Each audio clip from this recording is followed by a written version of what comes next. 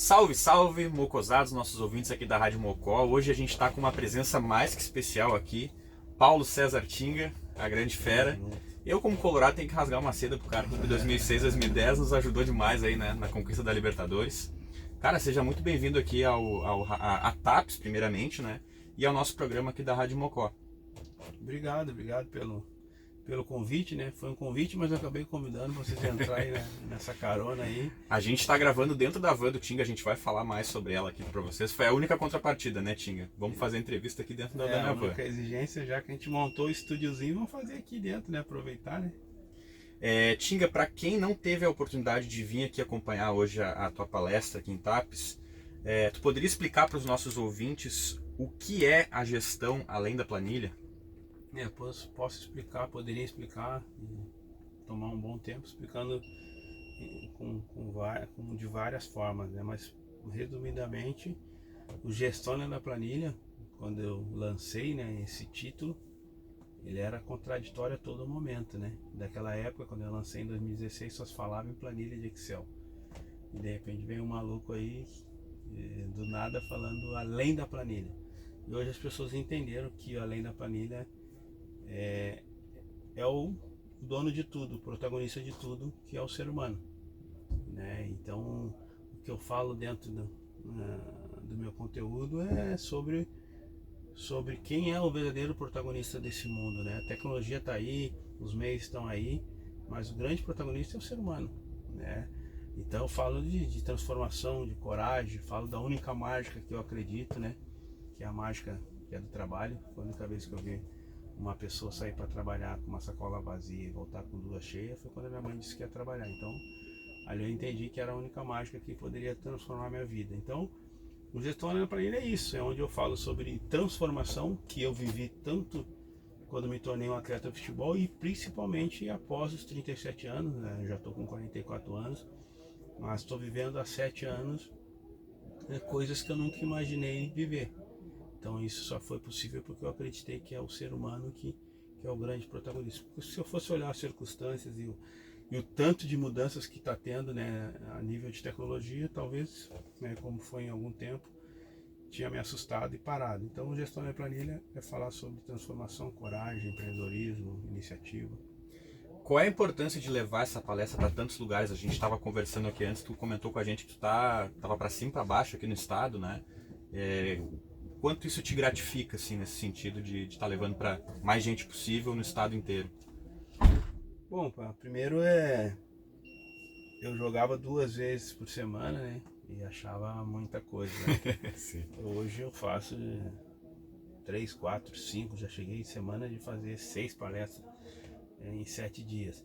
Então tá até mais trabalhoso que o futebol. Mas te confesso, cara, nunca imaginei que poderia ter dado tão certo, mas ao mesmo tempo tudo que é legítimo, né, tem a tendência a dar certo.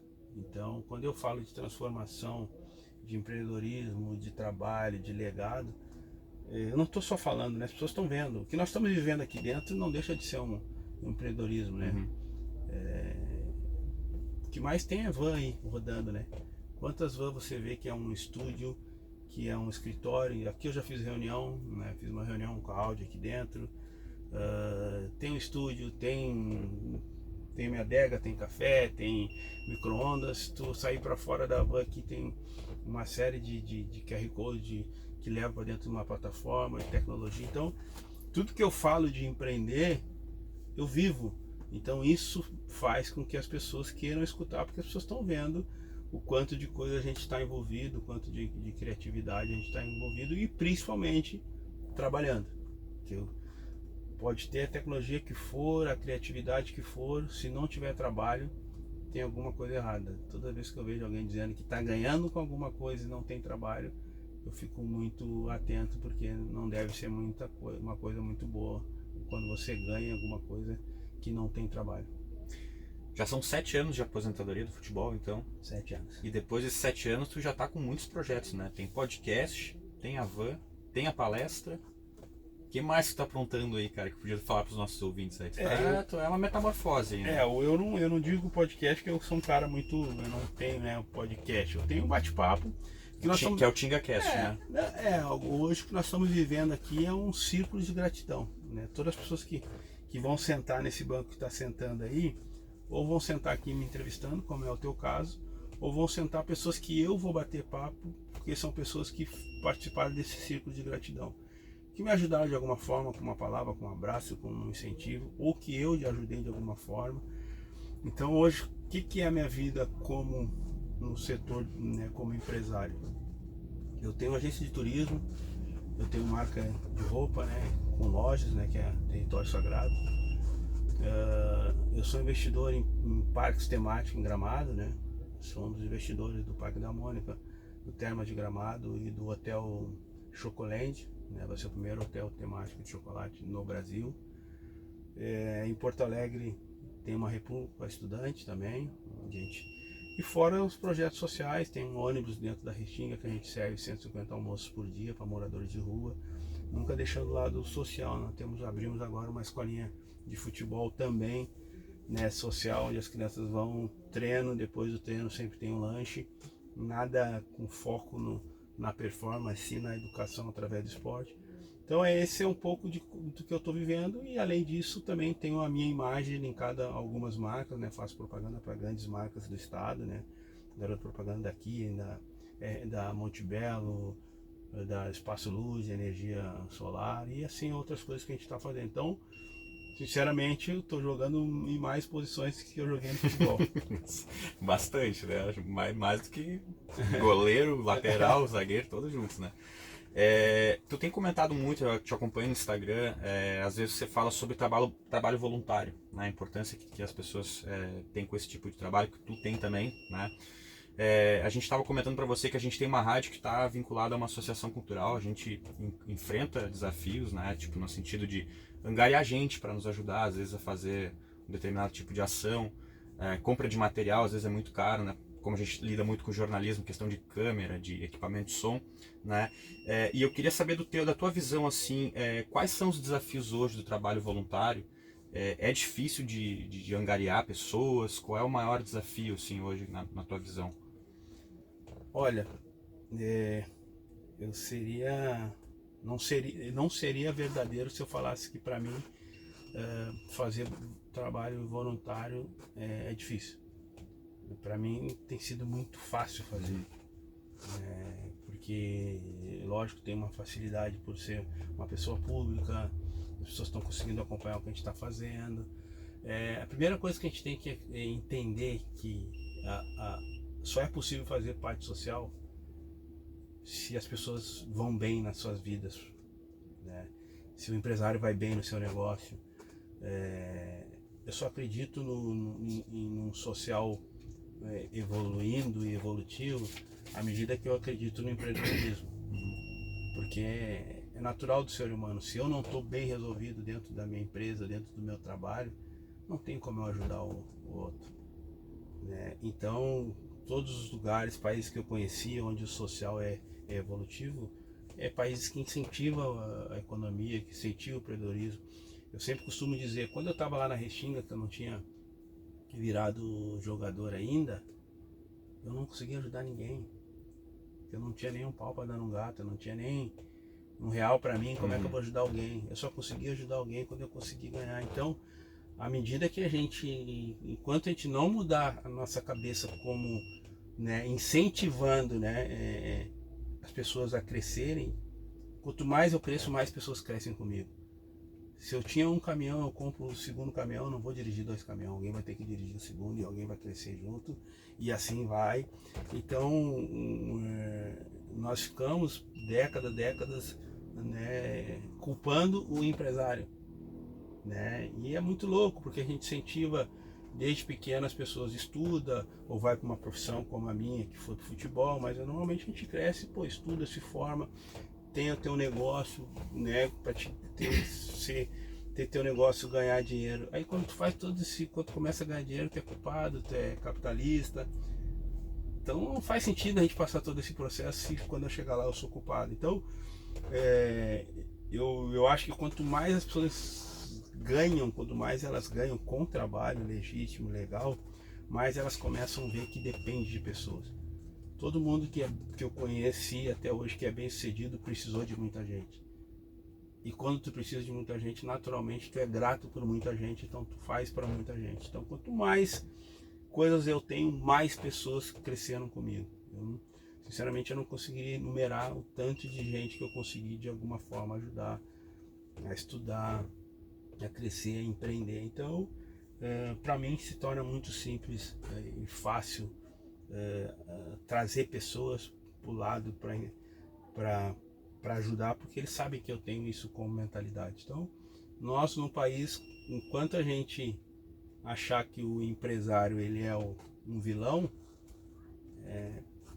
fica mais difícil de essas pessoas ajudarem. Mas quando a gente entender, cara, quanto mais um cresce, mais outros crescem, porque sinceramente o Estado não tem condições de abraçar todo mundo, não tem condição. Os projetos que eu conheço, os projetos para mim mais organizados, a maioria são com verba de iniciativa privada. Então é isso que nós temos que ter como identidade no país. Espero que isso possa ser cada vez mais fomentado, o empreendedorismo, o lado econômico. As pessoas não podem ter vergonha de ganhar dinheiro através do seu trabalho. Não posso perder a oportunidade de falar um pouco contigo sobre futebol, claro. A gente gosta muito de falar de gestão, é o tema da palestra aqui.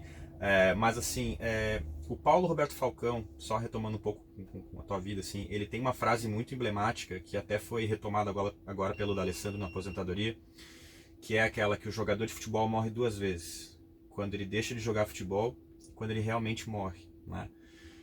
Tu teve isso um pouco há 7 anos atrás, ou assim, a tua cabeça quente para os negócios acabaram ocupando essa brecha, assim? Ou foi uma pausa mais difícil, digamos assim, ou foi pensou, não, o ciclo acabou mesmo, já dei meu melhor, fui um jogador vitorioso, conquistei títulos. Como é que foi essa quebra, assim? Bom, cara, eu fui uma das pessoas que proclamei muito essa frase do Falcão, né? Eu em 2011, quando a gente trabalhou junto, eu perguntei para ele, o Falcão é um grande amigo meu, né? Porque eu não, na época, quando ele deu essa entrevista, eu não vi na época, então quando ele foi meu treinador, eu perguntei para ele, e ele me falou algumas coisas em cima disso, e logo em 2015, quando eu parei, né, tem vídeos que eu falando sobre isso, que eu não ia ter essa primeira morte, né? Que é a do futebol, porque são duas mortes. A primeira, que é quando você sai do futebol, e a segunda natural que todos nós vamos ter. Primeiro que eu entendo que não é só no futebol. Qualquer pessoa que gosta de trabalhar, que gosta do que faz, ser impedido de fazer porque está com 37, com 40, com 50 anos, 60, que seja, não deixa de ser uma morte. Então hoje eu vejo que muitas pessoas que deixam de trabalhar começam de alguma forma a perder sentido nas suas vidas.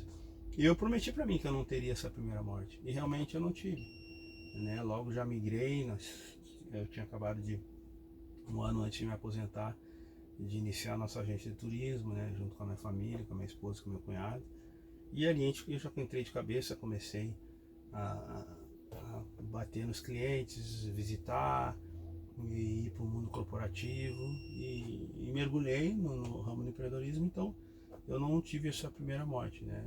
Não tive essa depressão, porque entendi que o meu caminho no futebol tinha parado, né? E fui resolvendo algumas coisas na minha vida. Uma delas foi não fazer jogo de despedida, né? Porque achava que a melhor maneira de parar era eu sair pelo meu canto, né? Eu aprendi muito com as pessoas que convivi. E eu lembro do Carlos Miguel, que eu brinco com ele até hoje, né? O Miguel é um cara que eu joguei no Grêmio com ele. E quando o Miguel parou de jogar, nós estávamos fazendo um bobinho, né? Depois acabou o treino, ele estava chutando no gol, e na época o treinador falou para ele que não era para chutar, que tinha acabado o treino.